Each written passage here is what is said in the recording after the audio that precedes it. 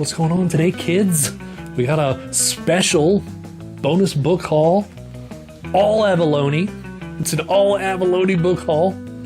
This was sent to me, gifted to me graciously by friend of the channel, Alan Z. That's how he wanted to be called. Friend of the channel.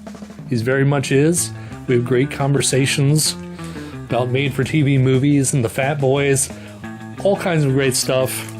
Loving it. I'm trying to talk him into starting his own channel. He's a pretty funny guy through text. We'll see if he can do it when he gets on that video, because I'm telling you people, it's a lot harder than it looks. Anyway, sorry to interrupt. Just real quick. After I got done finishing this video, he messaged me and told me that he did indeed start his channel. So I wanted to cut in here to let everyone know to go follow him. It is probably the most brilliant channel name I've ever heard, and it is called The Book Suppository. I can't wait to see what comes out, what kind of content comes out of The Book Suppository. I'm really looking forward to it. Like I said, he's a very funny guy, and I thought maybe we could see how many subscribers we could get him before he posts his first video. I thought that would be a neat little experiment. So link down at the bottom, go follow him, go subscribe to him.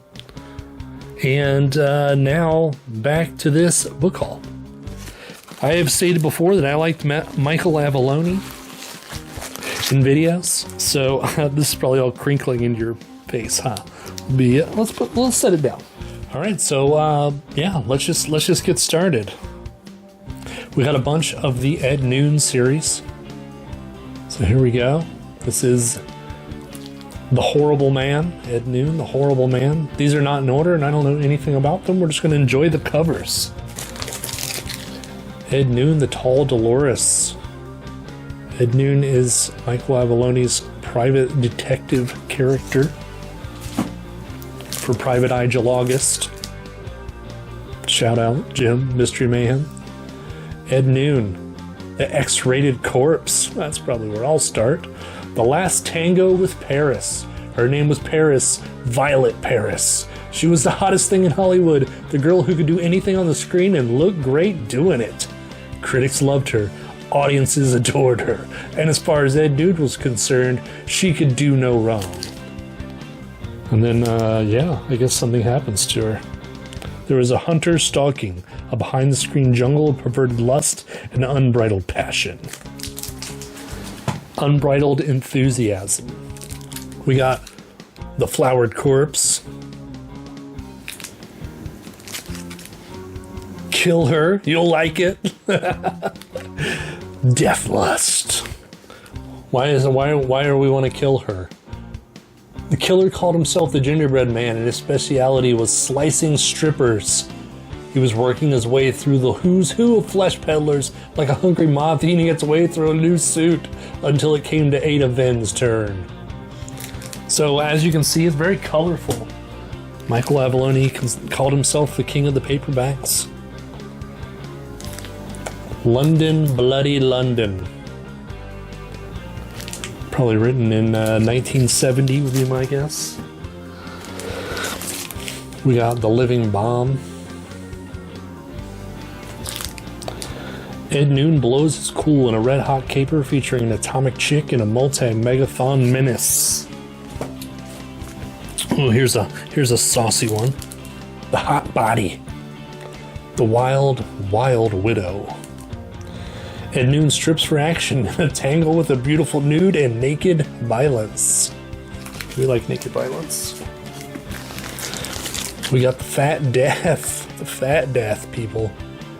Ed Noon finds that high fashion mixed with low down sex can be murder a la mode.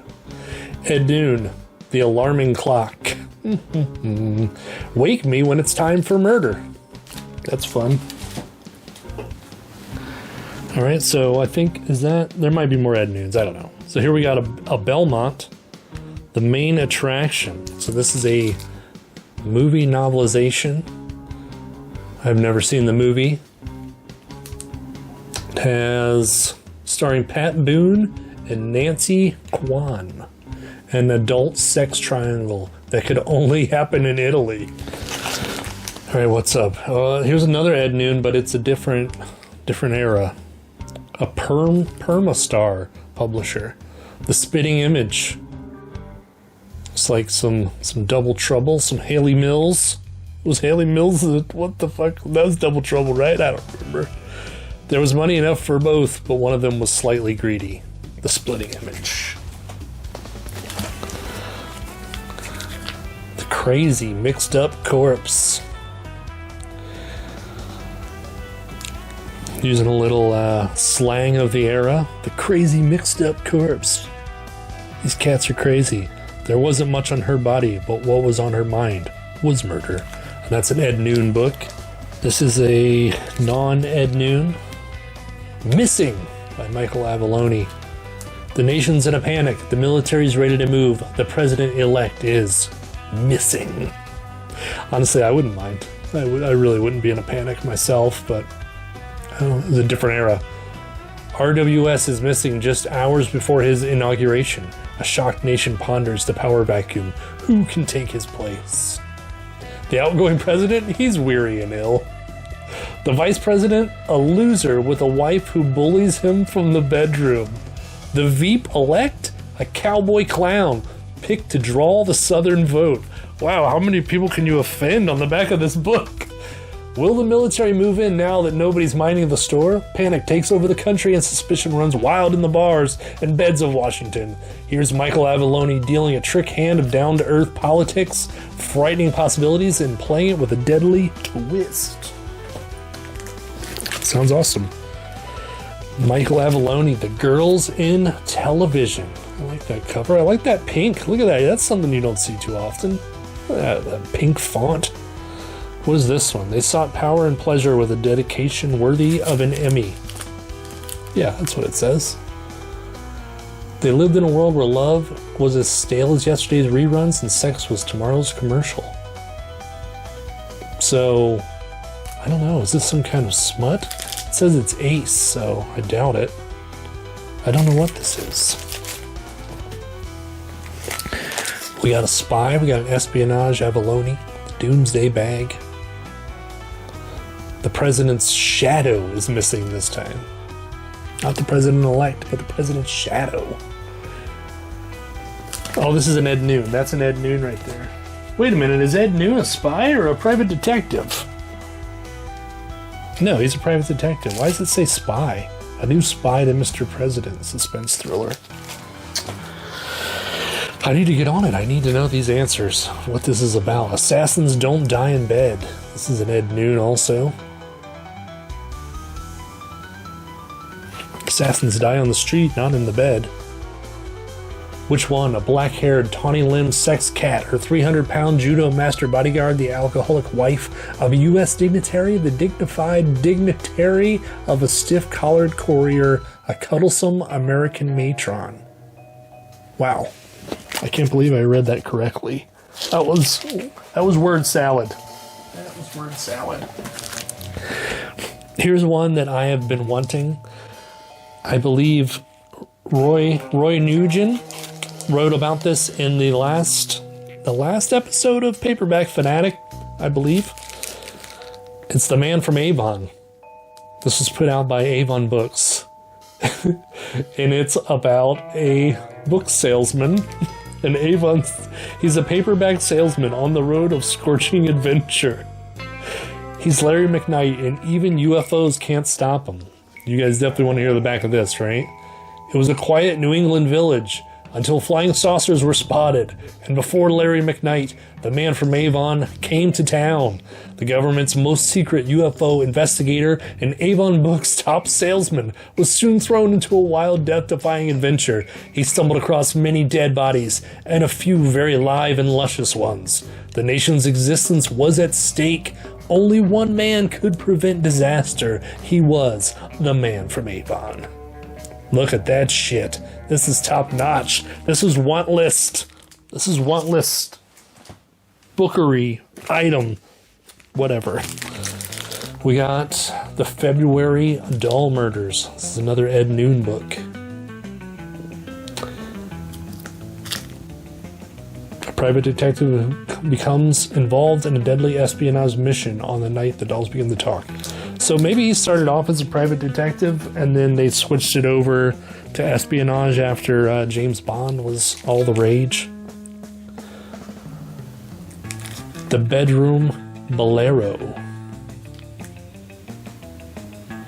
I like that cover. Looks like a serial killer.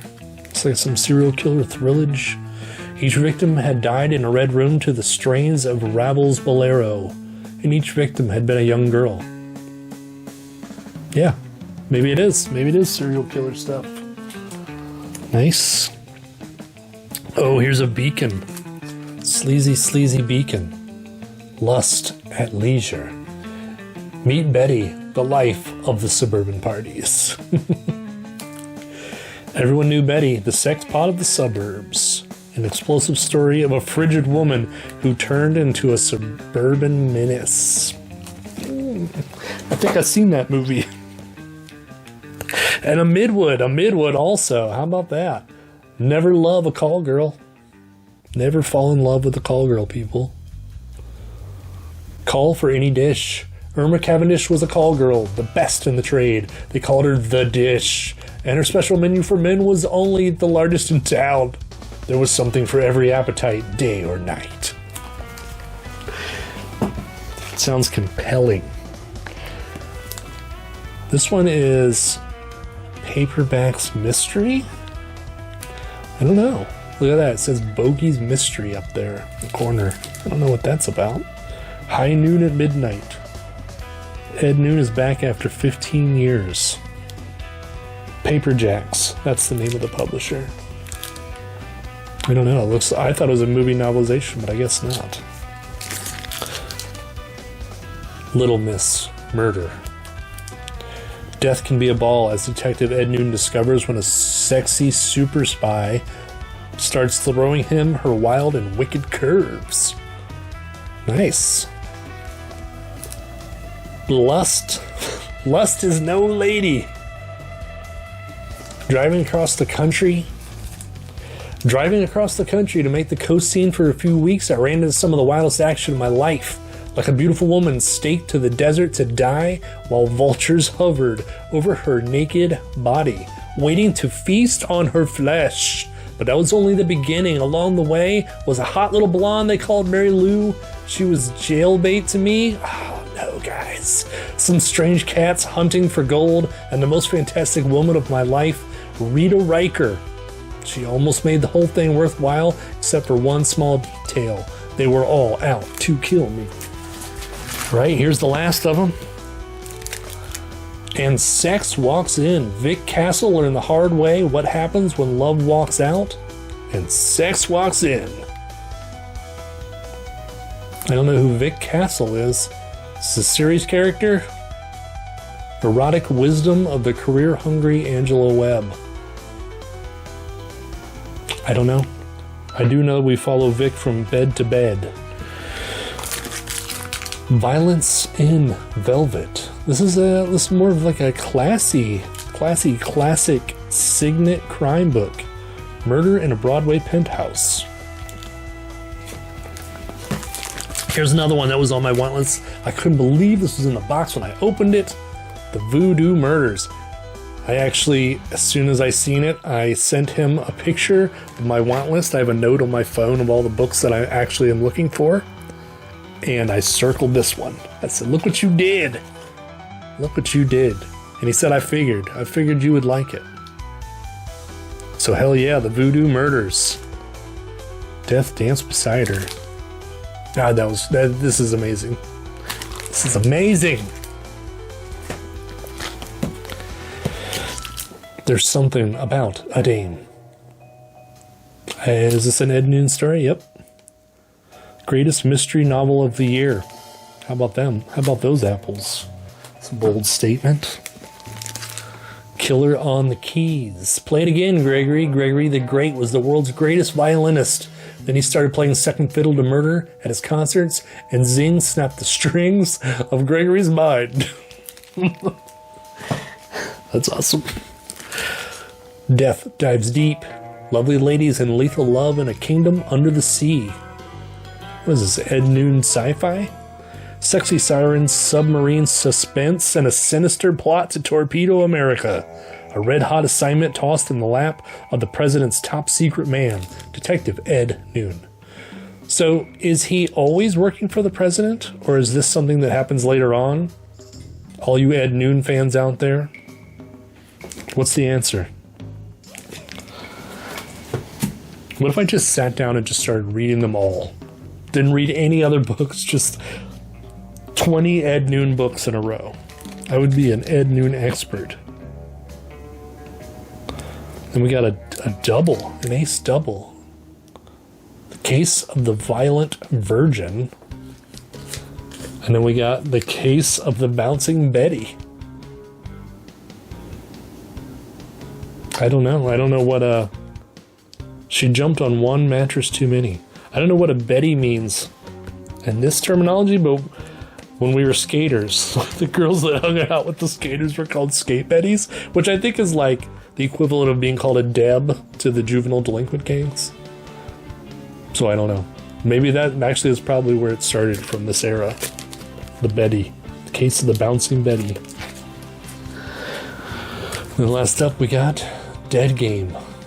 The first babe was a redhead.